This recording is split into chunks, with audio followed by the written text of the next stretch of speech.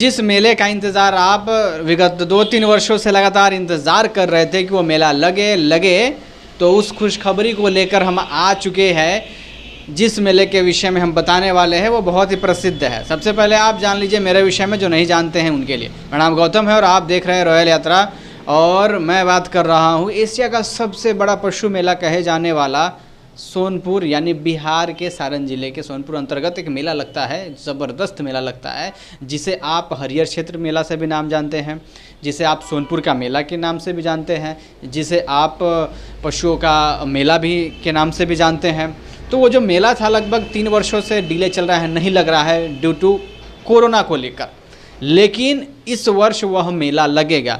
और एक लंबे समय के बाद जब मेला लगेगा तो पब्लिक का रिएक्शन क्या होगा, और साथ ही साथ बेसब्री से लोगों का इंतज़ार भी इस मेले को लेकर रहा है। तो इस वीडियो में हम जानेंगे कि इस वर्ष मेला कब से लगेगा, विधि व्यवस्था क्या रहेगी और क्या कुछ खास इस साल मेला में देखने को मिलेगा। तो इस वीडियो को अंत तक देखिए, और आप अभी इस चैनल को सब्सक्राइब नहीं किए, अपने व्यूअर्स है तो चैनल को सब्सक्राइब कर लीजिए, नोटिफिकेशन बेल ऑन कर लीजिए, ताकि इसी प्रकार की सारी जानकारी ना सबसे पहले आप तक पहुँचे। अगर आप पेज पर देख रहे हैं तो पेज को फॉलो कर लीजिए और लाइक कर लीजिए और फेवरेट लिस्ट में डाल लीजिए। तो चलिए अब शुरुआत करते हैं।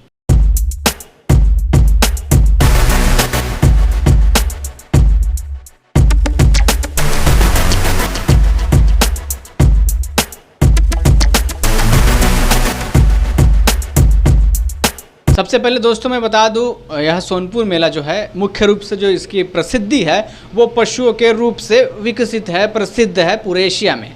दावा ये है कि एशिया का सबसे बड़ा पशु मेला सोनपुर में ही लगता है, जो कि बिहार राज्य के सारण जिले के अंतर्गत में आता है।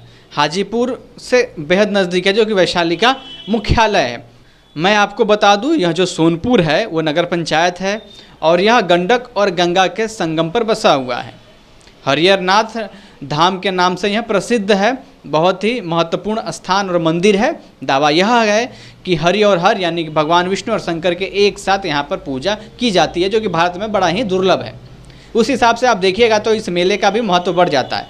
हर साल कार्तिक पूर्णिमा के दिन से इस मेला का विधिवत रूप से शुभारंभ हो जाता है और लगभग 1 महीने तक चलता है। लेकिन इस वर्ष मेला कब से लगेगा, आइए इस विषय में जानते हैं। सबसे पहले मैं आपको बता दूं, जो अपडेट अभी तक आई है, 6 नवंबर से मेले की शुरुआत हो जाएगी और 7 दिसंबर तक चलेगा, यानी मेला लगभग 32 दिनों तक चलेगा, जो कि किसी भी अन्य वर्षों की अपेक्षा में ज़्यादा है।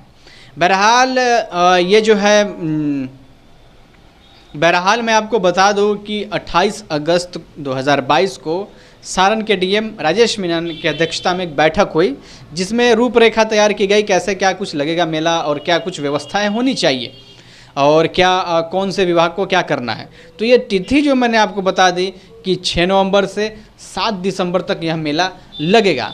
तो आप वेलकम है आपका। और सबसे पहले मैं ये चीज़ आपको क्लियर करूँ कि मेला से जुड़ी हुई सारी चीज़ों की अपडेट है इस चैनल पर आपको सबसे पहले और सबसे सटीक मिलेगा। इसके लिए भी इस चैनल को अभी सब्सक्राइब कर लीजिए। वही मैं आपको बता दूं कि सारण के डीएम की अध्यक्षता में जो बैठक हुई उसमें यह निर्णय लिया गया है कि कौन सा विभाग को कौन सा काम दिया जाएगा, यानी अलग अलग विभागों को अलग अलग कार्य सौंप दिए गए, ताकि मेला सुनियोजित तरीके से हो सके। आशा ये जताई जा रही है कि जहाँ 2 वर्षों के बाद 3 वर्षों के बाद जब मेला का आयोजन हो रहा है तो शायद जो दर्शक होंगे, जो पर्यटक होंगे, वो उनकी संख्या में वृद्धि होगी। बहरहाल सोनपुर मेला का जो पहचान था पशुओं का, वो कहीं ना कहीं धीरे धीरे खो चुका है, क्योंकि पशुओं पर कहीं ना कहीं प्रदर्शनी पर रोक लगा दी गई है, खरीद बिक्री पर रोक लगा दी गई है। ये 1999 का है। इसके विषय में जानना हो तो रॉयल यात्रा पर जाइए, डिस्क्रिप्शन में मैं लिंक दे दूंगा, उसको भी आप देख सकते हैं। मेला का इतिहास आप समझ जाइएगा। बहरहाल अब बात करते हैं, आप जान लीजिए कि विधि व्यवस्था वगैरह कैसे होगा, नहीं होगा। अध्यक्षता में इस चीज़ का निर्णय लिया गया कि कौन सा विभाग कौन सा काम करेगा। बिजली विभाग अपना बिजली देखे, चिकित्सा पदाधिकारी जो है वो सारे सुनिश्चित करे कि भाई चिकित्सा रिलेटेड कोई भी समस्या ना हो, और साथ ही साथ पशु विभाग इस चीज़ का भी निर्णय ले कि जो भी पशु फिर भी जो आते हैं उसके स्वास्थ्य की कैसे किया जाए। घाट हैं यहाँ पर, तो घाटों पर व्यवस्था कैसे हो जाएगी।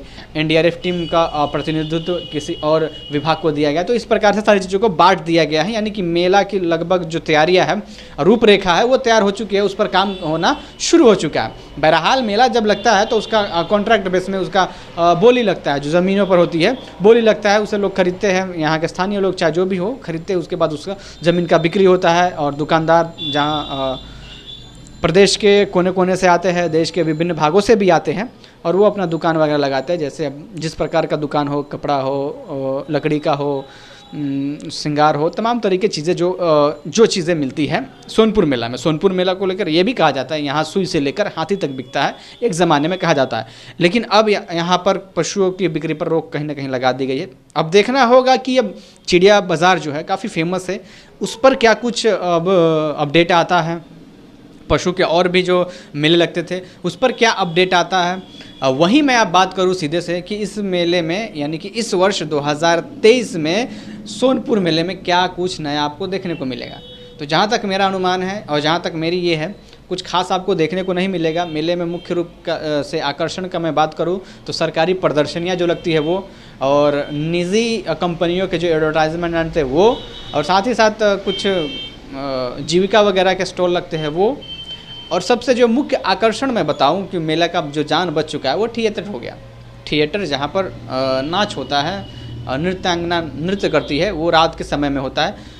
और जो जिसकी जो थिएटरों की जो संख्या है वो लगभग पिछले टाइम की मैं बात करूं 2018 में तो वो लगभग 10 से 12 के आसपास थी।